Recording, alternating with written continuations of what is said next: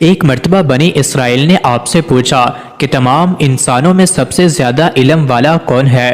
حضرت موسیٰ علیہ السلام چونکہ نبی تھے اور آپ علیہ السلام کے علم میں اپنے سے زیادہ علم رکھنے والا کوئی نہیں تھا، اس لیے فرمایا کہ انسانوں میں سب سے بڑا عالم ہوں۔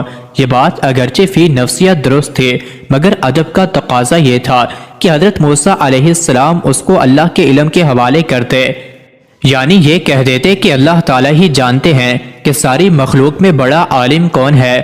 بہرحال اللہ تعالیٰ کو یہ جواب پسند نہیں آیا، اس لیے اللہ تعالیٰ نے موسیٰ علیہ السلام پر وحی نازل کی کہ ہمارا ایک بندہ 2 سمندروں کے ملنے کی جگہ پر رہتا ہے، وہ آپ سے بھی بڑا عالم ہے۔ موسیٰ علیہ السلام نے سوچا کہ اس بندے سے ضرور استفادہ کرنا چاہیے، اس لیے اللہ تعالیٰ سے عرض کیا، یا اللہ مجھے ان کا پتہ نشان بتلا دیجئے۔ اللہ تعالیٰ نے فرمایا کہ ایک مچھلی اپنے ساتھ، اور جس جگہ یہ مچھلی تمہارے ہاتھ سے نکل کر سمندر میں داخل ہو جائے وہی تمہاری منزل ہوگی۔ چنانچہ حضرت موسیٰ علیہ السلام خادم کو ساتھ لے کر چل دیے، یہاں تک کہ یہ دونوں چلتے چلتے ایسی جگہ پہنچ گئے جہاں 2 سمندر ملتے تھے۔ موسیٰ علیہ السلام نے وہاں کچھ دیر آرام کیا، اسی دوران مچھلی ان کے سامان سے نکل کر سمندر میں داخل ہوئے اور خادم یہ دیکھ رہا تھا۔ موسیٰ علیہ السلام جب جاگے تو خادم یہ واقعہ حضرت موسیٰ علیہ السلام کو بتانا بھول گیا اور دونوں آگے بڑھتے چلے گئے۔ کچھ دور جا کر انہوں نے اپنے خادم سے کہا، میں تھک گیا ہوں، بھوک بھی لگی ہے، وہ مچھلی لاؤ تاکہ اس میں سے کچھ کھا لیں۔ خادم نے کہا، جب چٹان پر آپ آرام کر رہے تھے تو اس مچھلی نے دریا کا راستہ لے لیا تھا۔ حضرت موسیٰ علیہ السلام کو تو اسی جگہ کی تلاش تھی، اس لیے پھر وہ اسی جگہ پر واپس چلے آئے۔ وہاں انہوں نے اللہ کے ایک بندے کو دیکھا جن کو اللہ نے مخصوص علم عطا فرمایا تھا۔ حضرت موسیٰ علیہ السلام نے ان سے کہا کہ اللہ نے جو کچھ آپ کو علم دیا ہے وہ مجھے بھی سکھا دیجئے، مگر انہوں نے جواب دیا کہ تم صبر نہ کر سکو گے، اور جن باتوں کی آپ کو پوری واقفیت نہیں ہے ان پر آپ صبر کر بھی کیسے سکتے ہیں؟ موسیٰ علیہ السلام نے کہا، انشاءاللہ آپ مجھے صابر پائیں گے اور میں آپ کے کسی حکم کے خلاف ورزی نہیں کروں گا۔ آخر جب انہوں نے زیادہ اصرار کیا تو اس اللہ کے بندے نے کہا کہ تم میرے ساتھ رہنا چاہتے ہو تو شرط یہ ہے کہ میں جو کام کروں اس کے متعلق مجھ سے کوئی بات نہ کرنا اور نہ ہی کوئی سوال پوچھنا، یہاں تک کہ میں خود اس کی وضاحت نہ کر دوں۔ حضرت موسیٰ علیہ السلام نے یہ شرط منظور کر لی اور دونوں سفر پر روانہ ہو گئے۔ جب دونوں ایک کشتی پر سوار ہوئے تو اس اللہ کے بندے نے کشتی میں سوراخ کر دیا۔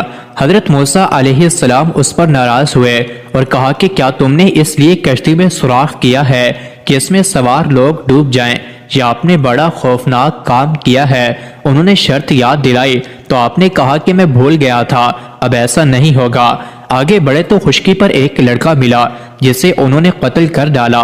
اس پر حضرت موسیٰ علیہ السلام بگڑ گئے اور کہا، آپ نے بغیر کسی قصور کے اس کو مار ڈالا، آپ نے بہت برا کیا۔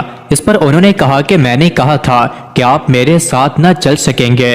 پھر دونوں میں دوبارہ قول و قرار ہوا۔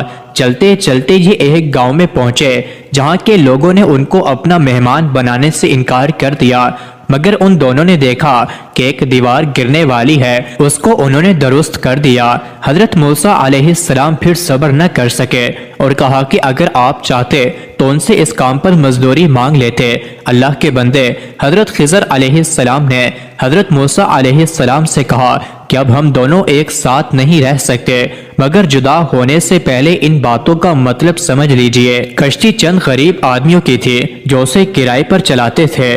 دریا کے اس طرف کا بادشاہ زبردستی کشتیاں چھین لیا کرتا تھا۔ میں نے اس میں سوراخ کر دیا، کیب دار ہونے کی وجہ سے اسے کوئی نہ لے گا۔ رہا لڑکا تو اس کے ماں باپ ایماندار تھے، مگر یہ سرکش اور کافر تھا۔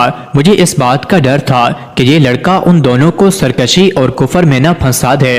میں نے قتل کر دیا کہ اللہ انہیں اس کے بدلے مہربان اور نیک بیٹا عطا کرے۔ دیوار شہر کے 2 یتیم بچوں کی تھی جس کے نیچے ان کی دولت دفن تھی۔ ان کا باپ نیک تھا، اگر دیوار گر جاتی تو دوسرے لوگ ان کی دولت پر قبضہ کر لیتے۔ اللہ تعالیٰ کی مرضی یہ تھی کہ دونوں جوان ہو کر اپنا خزانہ نکال سکیں۔ یہ جو کچھ ہوا تمہارے رب کی رحمت کا نتیجہ تھا، میں نے اپنی طرف سے کچھ نہیں کیا۔ یہی وہ باتیں تھیں جن پر آپ صبر نہ کر سکے۔